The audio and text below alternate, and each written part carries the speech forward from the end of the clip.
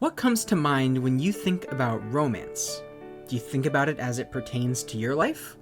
Does a love song you like start playing in your head? Perhaps a romance novel you're invested in? Or maybe your brain says fuck it and you think about Rent a Girlfriend. Yes, the highest form of art probably of all time. Anime. What do you mean you don't think about anime? How could you not? All throughout the history of anime, there's been romance stories. You think about your own relationships? Well, it must be nice. Alright, I'm going to talk about romance anime now. The modern anime industry as we know it started in the mid-1950s, finding long-term success in the 60s. Of course, we can go back far earlier than that, but as a widespread medium, its stride was really hit in a post-World War II Japan. Pre-1980s, most anime were action or comedy-oriented, and there wasn't a ton that focused entirely on romance. That being said, shows from 30 years ago that focus on romance are way different from now. I find it very interesting how much genres change over time, whether the show goes for a more classic approach, a comedic one, or even a degenerate one. For the sake of video length, we're going to check out one show from the 80s, one from the 90s, 2000s, 2010s, and finally one from the 2020s. And I know one show from each decade is not genre defining, I just don't want this video to get out of hand. Now getting into it, we start with a show from the 1980s, it's Urusei Yatsura. Come to think of it, we kinda started off with a weird one. Released in 1981, Urusei Yatsura is Rumiko Takahashi's first anime and first major manga series. She's well known for also writing both Inuyasha and Ranma 1/2. Urusei Yatsura is nothing like those two. It's a story of unwillingness, possessiveness, and really none of the characters are good people. It kinda feels like everyone is trying to screw over Otaru, so you feel bad for him, but then none of his actions make you want to root for him. The story begins with a race of aliens coming to take over the Earth. They say that if one champion from Earth can beat them in a game of catch, they'll leave. The computer randomly chooses Otaru, a high school student and resident jackass, to take on the challenge. He must catch the daughter of Mr. Invader by the horns in order to win. At first, he's not able to get much leeway as she's, like, an alien and can fly and has superpowers. It's nearing on the last day, and when he's about to give up all hope, his girlfriend Shinobu says that if he beats Lum, she'll marry him. Otaru's final plan is to use a suction gun to take off her top, which will make her move her hands away from her horns. In her embarrassment, he's able to grab them. After he wins, he excitedly exclaims how he's going to get married, but Lum mistakes this for a proposal and agrees to marry him. Hijinks ensue. The rest of the series is Lum living with Otaru and trying her best to keep an iron grip on him. He doesn't have any feelings for her besides lust, I guess, and she's using him as an excuse to not get married to her ex Rei. She pretty much just treats Otaru like a possession rather than as a partner. As time goes on, real feelings begin to form, but they were formed on a rocky foundation. Early series, their relationship just doesn't work. I've had a really tough time trying to get myself to watch more than 10 episodes of the show.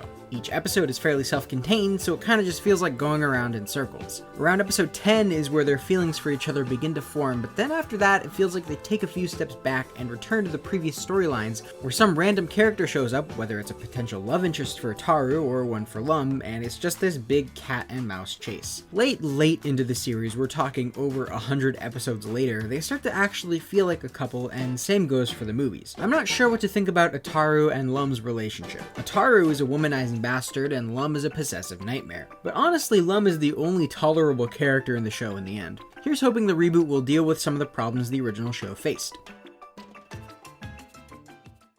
Fighting evil by moonlight, winning love by daylight. Never running from a real fight. She is the one named Sailor Moon. Oh, you're still here? Yeah, I'm not gonna explain myself. Released in 1992, Sailor Moon was a lot of people's first introduction to anime in general. At the time, Dragon Ball Z was also airing, and yeah, these were pretty much the only anime to speak of in the US for years. Of course, with the advent of the internet and shows like Pokemon on the air, the anime landscape in America vastly changed over just a short period. Dragon Ball Z was aimed at boys, and Sailor Moon was meant for girls. The show, for the most part, is a monster of the week type format, so romantic developments happen fairly slow. Usagi's main love interest starts out being Motoki, who's kinda just some guy that works in an arcade. When Usagi becomes Sailor Moon, she gets frequently bailed out of tough situations by a tuxedo mask, and she quickly starts to fawn over him. In her average high schooler life, she keeps running into Mamoru, an often rude man who makes fun of Usagi any chance he gets. Little does she know, Mamoru is actually Tuxedo Mask all along. Eventually, the two sort of get feelings for each other. I mean, they do end up marrying and having a kid, but in the anime, it felt like they were sort of pushed together. The two of them are pretty much told it's their destiny to be together as their past incarnations were lovers. The problem is that Usagi is 14 and Mamoru is 18. Yep, a high school graduate dating a middle schooler is not really a good plot for your romance anime. I know the show's primary focus isn't romance, but just general magical girl stuff, but yeah, it still kind of leaves a bad taste in my mouth. I mean, it's way better than one main character hating the other while at the same time being a massive pervert, and the other character pretty much using them as a possession. But yeah, I think Mamoru and Usagi's relationship would have worked better if they were the same age, or at least closer in age than they are. I love Sailor Moon, and I love 90s anime in general, but you can sort of tell where their focus was when making the show. It's a kid's show, and yeah, I'm just starting to realize I probably didn't pick the best shows for this topic, did I? Toradora is a very different kind of show compared to the last two. There are no aliens, no supernatural powers to be heard of, unless you consider Santa Claus to be a supernatural being. Released in 2008, Toradora is your typical high school romance love triangle. Love rhombus. Love pentagon? Yeah, it gets a little bit complicated here. Ryuji is thought across his school to be a delinquent based purely on his face.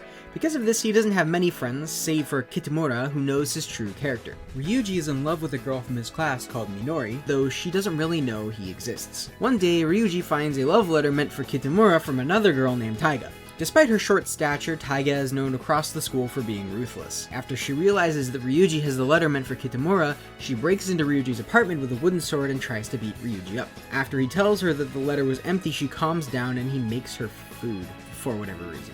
Blah blah blah. Taiga finds out that Ryuji likes Minori, but oh wow, surprise, Minori is Taiga's best friend. And now Taiga is blackmailing Ryuji into helping her get with Kitamura. Kitamura used to be in love with Taiga and confessed to her in the previous year, but she rejected him.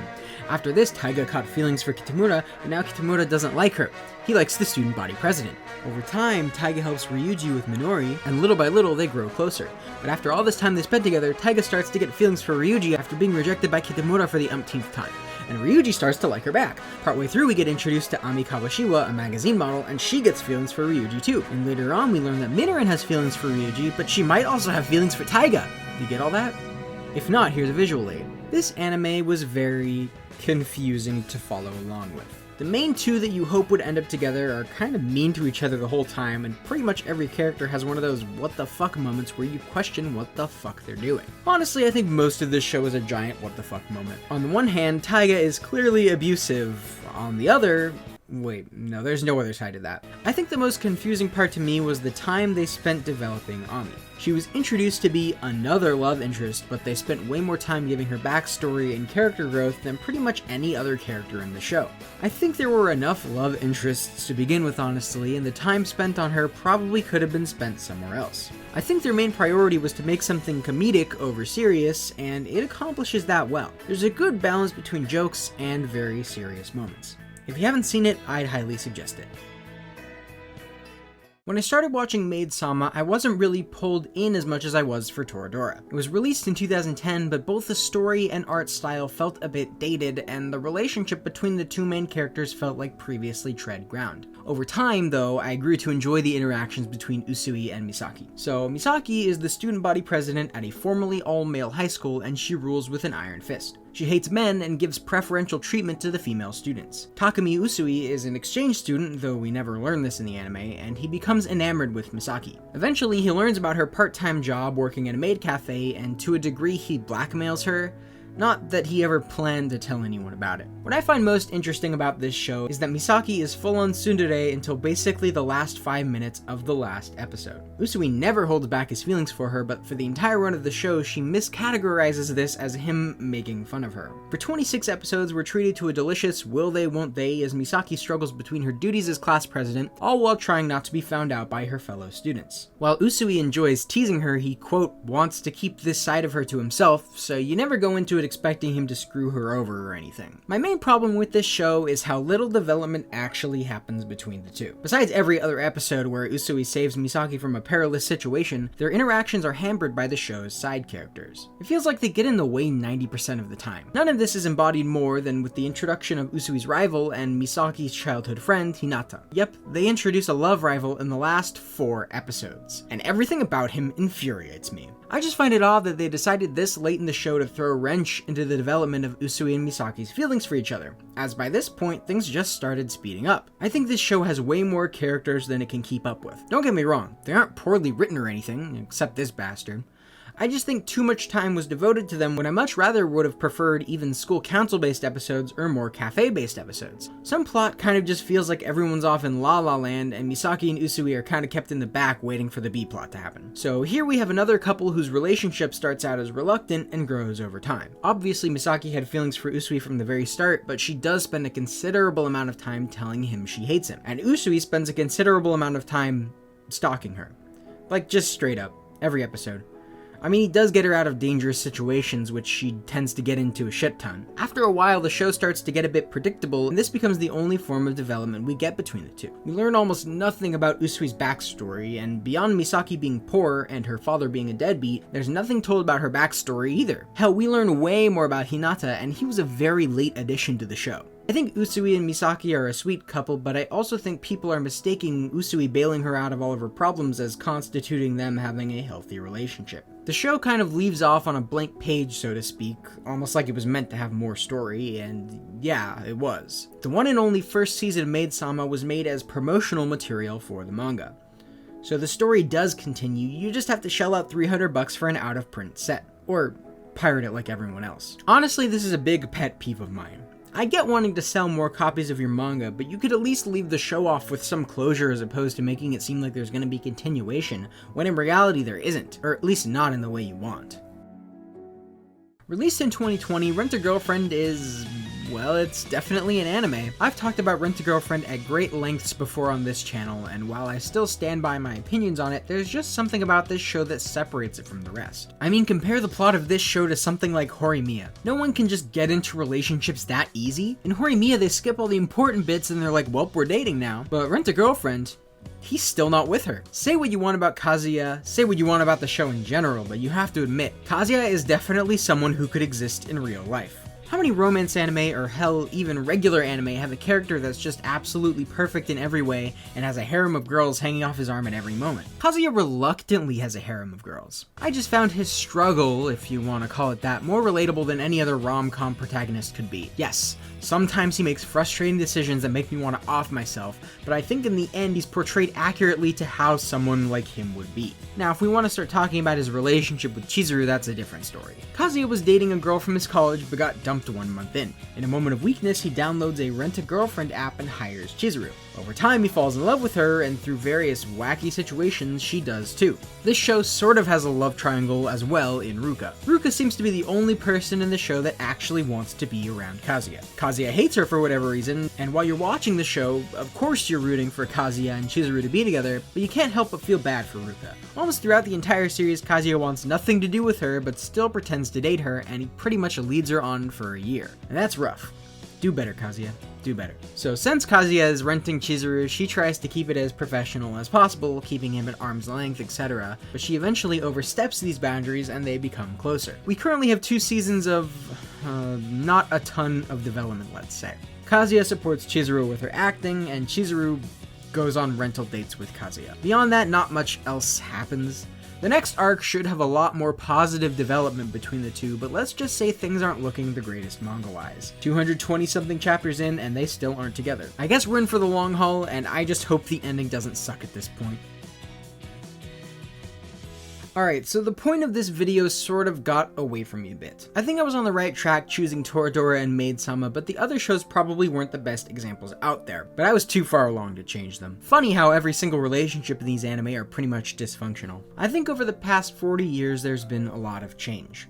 We see less and less slapstick and situations where the romance is played off as a joke, and more very, very serious scenes that pull at your heartstrings a bit. Honestly, I couldn't see a show like Urusei Yatsura or Sailor Moon existing in today's world of anime. Sure, they're rebooting Urusei Yatsura, so we'll see on that front, but honestly, I just don't think that style of comedy or romance would work today. I find in the case of Toradora that there are still a lot of shows like that being made, and the formula works, so I can't fault them there. If I had any point at all to make, it would be this.